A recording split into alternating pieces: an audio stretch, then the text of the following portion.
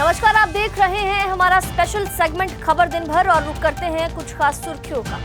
Georgia में 11 भारतीयों की दर्दनाक मौत हुई। जहरीली गैस के रिसाव के कारण हुआ बड़ा हादसा। सिंगर और रैपर बादशाह का गुरुग्राम पुलिस ने काटा चालान। 3 गाड़ियों के काफिले के साथ थे बादशाह। गुरुग्राम में 2 पक्षों के झगड़े के बीच में 3 लोग गिरफ्तार हुए। होटल संचालक समेत 3 आरोपियों को पुलिस ने हिरासत में लिया। बड़ा है मामला। अपनी मांगों को लेकर किसानों द्वारा किया जाएगा रेल रोको आंदोलन। शंभू बॉर्डर पर कर रहे हैं किसान प्रदर्शन। अंबाला छावनी में बन रही है बैंक स्क्वायर कम शॉपिंग मॉल जैसी बड़ी इमारत और हरियाणा की सबसे बेहतरीन बिल्डिंग, अनिल विज ने इसको कहा। जॉर्जिया में नौजवान बेटे की मौत से टूटे पिता, बोले अब कुछ नहीं बचा। लड़की के साथ छेड़छाड़ करने पर 2 मनचलों की भीड़ ने पिटाई कर डाली। वीडियो भी सामने आया। एक देश एक चुनाव बिल पर लोकसभा में हुई वोटिंग। सांसद धर्मवीर सिंह का बयान सामने आया।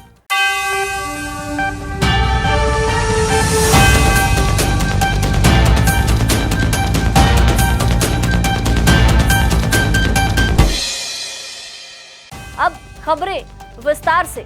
जॉर्जिया के गदौरी में एक पहाड़ी रेस्टोरेंट में भारतीयों सहित 12 लोग मृत पाए गए। ये जानकारी भारतीय मिशन ने दी है। जॉर्जिया के आंतरिक मामलों के मंत्रालय ने एक बयान जारी किया और कहा कि मृतकों के शरीर पर कोई जख्म नहीं है, न ही कोई हिंसा के सबूत मिले हैं। इन सभी की जो मौत है वो कार्बन मोनोऑक्साइड के जहर के कारण हुई है। तबलिसी में भारतीय मिशन ने कहा कि मृतकों में एक स्थानीय लड़की है। 11 भारतीयों में से 10 पंजाब के रहने वाले बताए गए। सूत्रों के अनुसार इस घटना के बाद इलाके में सुरक्षा को बढ़ा दिया गया और किसी भी रेस्टोरेंट में जाने की किसी को भी अनुमति नहीं दी गई। प्रशासन जो थे मृतकों के परिवारों से लगातार संपर्क में आ रहे हैं। उनके शव परिवारों को सौंपने की कार्रवाई की जा रही है। मंत्रालय की ओर से भी बयान सामने आया कि मरने वाले सभी जो लोग थे वो उस रेस्टोरेंट में काम करते थे। इनके जो शव है वो कमरों में पाए गए। भारतीय मिशन ने एक बयान जारी किया। ये मिशन स्थानीय अधिकारियों के संपर्क में है। जहां तक भी संभव होगा मृतकों के परिवारों की पूरी मदद की जाएगी। अगली खबर रैपर और सिंगर बॉलीवुड के बादशाह से जुड़ी है। बता दें कि रैपर और सिंगर बादशाह के काफिले का गुरुग्राम पुलिस ने चालान किया। बादशाह का जो काफिला गुरुग्राम की सड़कों पर शरेआम रॉन्ग साइड ड्राइविंग करके जा रहे थे, ट्रैफिक नियमों की धज्जियां उड़ा रहे थे और इसी पर गुरुग्राम पुलिस ने ये कड़ी कार्रवाई की है। 15,500 रुपए का चालान कटा है। दरअसल गुरुग्राम के एरिया मॉल में पंजाबी सिंगर करण औजला का एक लाइव कॉन्सर्ट था और इसी कॉन्सर्ट में बादशाह भी शामिल हुए। बादशाह एक थार गाड़ी के साथ 3 गाड़ियों के काफिले के साथ कॉन्सर्ट में पहुंचे, लेकिन बादशाह का काफिला जैसे ही गुरुग्राम के बादशाहपुर में पहुंचा तो बादशाह के काफिले ने नियमों की धज्जियां उड़ाते हुए रॉन्ग साइड से ड्राइविंग की, जिसकी तस्वीरें सीसीटीवी में भी कैद हुई हैं। और वहीं गुरुग्राम पुलिस की माने तो इस काफिले में एक थार गाड़ी भी थी जिसकी नंबर प्लेट भी लगी थी और उसका नंबर भी बाकायदा सामने आया। इस काफिले में जो बाकी गाड़ियां थी उनमें टेम्परेरी नंबर लगे थे। पुलिस के अनुसार इसी गाड़ी में सिंगर बैठे हुए थे जिनका चालान किया गया है। हालांकि ये जो गाड़ी है ये पानीपत के किसी दीपेंद्र माली के नाम से रजिस्टर्ड है।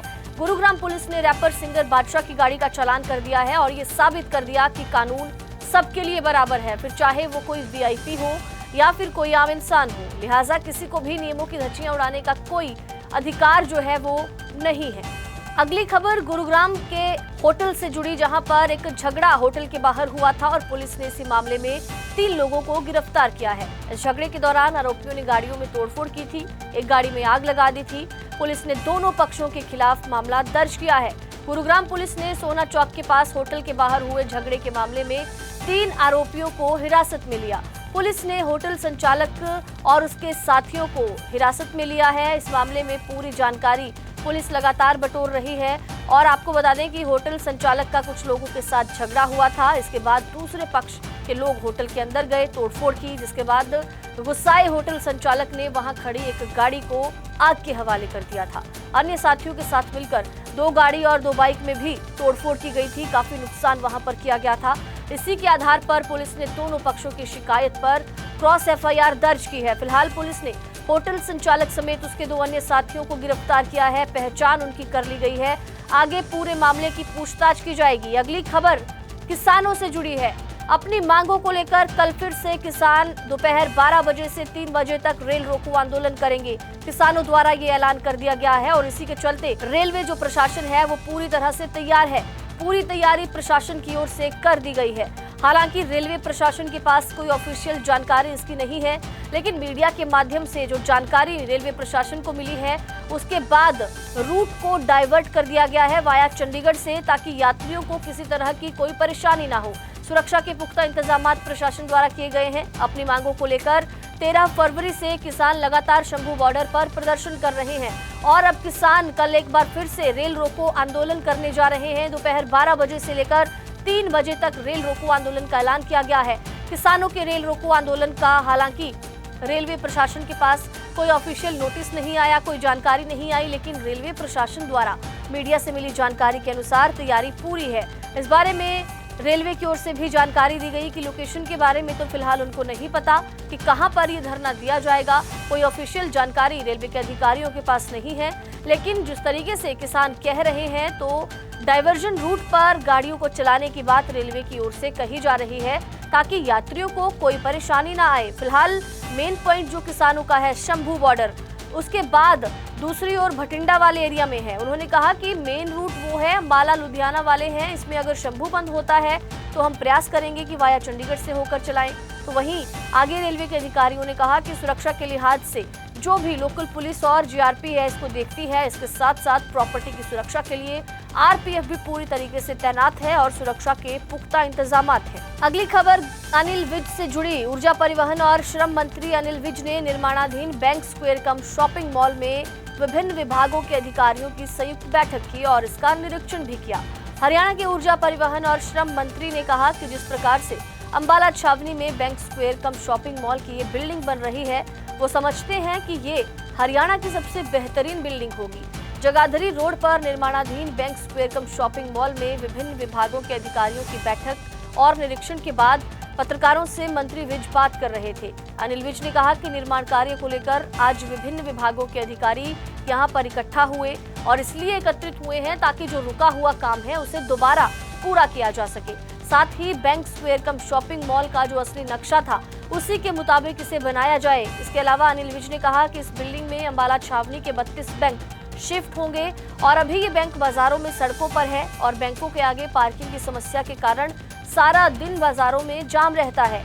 इसलिए ये तय किया गया है कि सारे बैंक एक ही बिल्डिंग में आए और एक ही बिल्डिंग में सभी बैंक आने से लोगों को भी इससे आसानी होगी और वो बैंक से जुड़े जो काम है वो भी एक ही बिल्डिंग में आकर पूरे कर सकेंगे।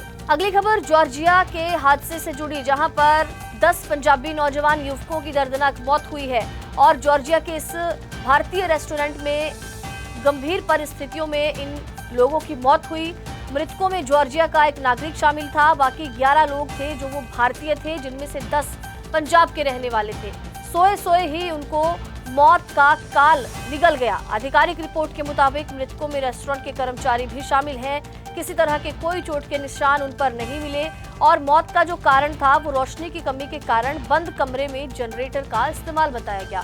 अब मृतकों में से एक समीर कुमार पंजाब के लुधियाना जिला के खन्ना शहर का रहने वाला था। बता दें कि समीर जो था वो छप्पड़े इलाके का रहने वाला था और परिवार पर दुखों का पहाड़ टूट चुका है, क्योंकि अब उनका वो नौजवान बेटा जो उनके लिए विदेश कमाने गया था वो अब नहीं रहा। करीब 6 महीने पहले वो जॉर्जिया गया था, वहां पर टिक्लिश राजधानी के भारतीय अरबी रेस्टोरेंट में काम करता था। समीर के भाई ने ये पूरी जानकारी दी कि किस तरीके से 14 दिसंबर को मरने वाले भाई का जन्मदिन मनाया गया।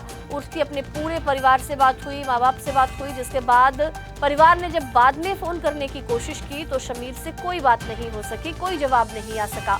इसके अलावा इंटरनेट से रेस्टोरेंट का ये नंबर मिला, मैनेजर से संपर्क किया, तब जाकर ये पता लगा कि गैस रिसाव के कारण समीर समेत कमरे में सो रहे सभी 12 लोगों की दर्दनाक मौत हो गई है। इसके अलावा वहां से कुछ भी नहीं कहा गया। बता दें कि बड़े भाई के अनुसार वो अपने भाई का शव भारत में लाने के लिए भारतीय दूतावास को भी लगातार फोन कर रहे हैं, लेकिन भारतीय दूतावास से उनको कोई मदद नहीं मिल रही, कोई संतोषजनक जवाब नहीं मिल रहा। सरकार का कोई प्रतिनिधि, प्रशासन का कोई अधिकारी उनकी मदद नहीं कर रहा है। ये आरोप है मृतक समीर के भाई का। अगली खबर फरीदाबाद के सेक्टर 12 से, जहां पर एक लड़की के साथ छेड़छाड़ करना 2 मनचलों को भारी पड़ गया और उनकी जमकर धुनाई भी की गई। नाबालिग से छेड़छाड़ की हरकत करते हुए लोगों ने उनको देख लिया, जिसके बाद उन दोनों लड़कों को पकड़ा। बार बार वो अपना अलग अलग नाम बता रहे थे। इस पर लोगों को शक हुआ, तब जाकर लोगों ने उनकी जमकर धुनाई की। दोनों मंचलों की लात और घूसों से पिटाई का वीडियो भी सामने आया है। फरीदाबाद के सेक्टर 12 का ये वीडियो है, जहां पर एक लड़की के साथ पार्क में घूमते हुए छेड़छाड़ कर रहे थे दो लड़के, जिनकी पुलिस ने अब जाकर पुलिस के हवाले भी उनको कर दिया गया है। इसकी सूचना जो है बजरंग दल के कार्यकर्ताओं को दी गई, जिसके बाद मौके पर बजरंग दल के कार्यकर्ता भी पहुंचे और कार्यकर्ताओं ने उन्हें भीड़ ने पकड़ लिया। भीड़ ने नाबालिग लड़की के साथ छेड़छाड़ करने पर दोनों युवकों की लात और घूसों से जमकर धुनाई की। एक मंचला भीड़ से बचकर भागने लगा, लेकिन भीड़ ने उसे भी दौड़ा कर पकड़ा, पीटा, फिर उसकी पिटाई की और इस पूरे मामले की जानकारी बाद में पुलिस को भी दे दी गई है। टाउन पार्क में घूमने आए लोगों द्वारा ये सूचना जो थी बजरंग दल के लोगों को दी गई थी कि दो लड़के एक लड़की के साथ छेड़छाड़ कर रहे हैं। इसके बाद आपको जानकर हैरानी होगी कि एक वीडियो भी सामने आया है। लोगों ने उन लोगों को पकड़ लिया था, उनके साथ मारपीट की। जब उन लोगों से बातचीत की गई, उन दोनों मनचले लड़कों से उनका नाम पूछा गया। कभी वो अपना नाम कुछ बता रहे थे, कभी नाम बदलकर कुछ बता रहे थे। इस पर गुस्साई भीड़ ने उनकी जमकर पिटाई की है। फिलहाल दोनों मंचलों को पुलिस के हवाले कर दिया गया है। लड़की के माता पिता से भी बात की गई और उनको भी बताया गया किस तरीके से ये जो लड़की थी, यहाँ पर दो लड़के इसके साथ छेड़छाड़ कर रहे थे। इस घटना को लेकर ये भी बजरंग दल का बयान सामने आया कि विशेष समुदाय के लड़के हिंदू लड़कियों को टारगेट कर रहे हैं, उन्हें अपना निशाना बना रहे हैं और लव जिहाद जैसी घटनाओं को अंजाम दे रहे हैं। अगली खबर वन नेशन वन इलेक्शन से जुड़ी। केंद्रीय कानून मंत्री अर्जुन राम मेघवाल ने लोकसभा के पटल पर एक देश एक चुनाव के लिए 129वां संविधान संशोधन बिल पेश किया। मेघवाल ने केंद्र शासित प्रदेशों से जुड़े 3 कानूनों में संशोधन का बिल पेश किया। इसमें the government of union territories act 1963, the government of national capital territory of Delhi 1991 और the Jammu and Kashmir the organisation act 2019 शामिल है। इसके जरिए जम्मू कश्मीर को पूर्ण राज्य का दर्जा देने के लिए भी संशोधन किया जा सकता है। एक देश एक चुनाव बिल पेश होने के बाद सांसदों को इस पर बोलने का समय दिया गया। कई पार्टियों की आपत्ति के बाद बिल को दोबारा पेश करने को लेकर वोटिंग हुई। पक्ष में 220, विपक्ष में 149 वोट पड़े।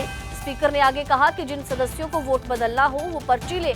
अमित शाह ने कहा कि बिल जब कैबिनेट में आया था तब पीएम नरेंद्र मोदी ने कहा था कि इसे संयुक्त संसदीय समिति को यानी जेपीसी को भेजना चाहिए। कानून मंत्री ऐसा प्रस्ताव कर सकते हैं। अब इस पर सांसद धर्मवीर सिंह जो भिवानी से सांसद हैं, उनका भी बयान सामने आया। बोले 40 सालों से सभी सरकार इस पर गंभीरता से विचार कर रही थी। जब देश आजाद हुआ था उसके बाद भी इकट्ठे चुनाव होते थे। विपक्षी दल कुछ भी कहें, लेकिन उनके सांसद भी चाहते हैं कि चुनाव इकट्ठे हो।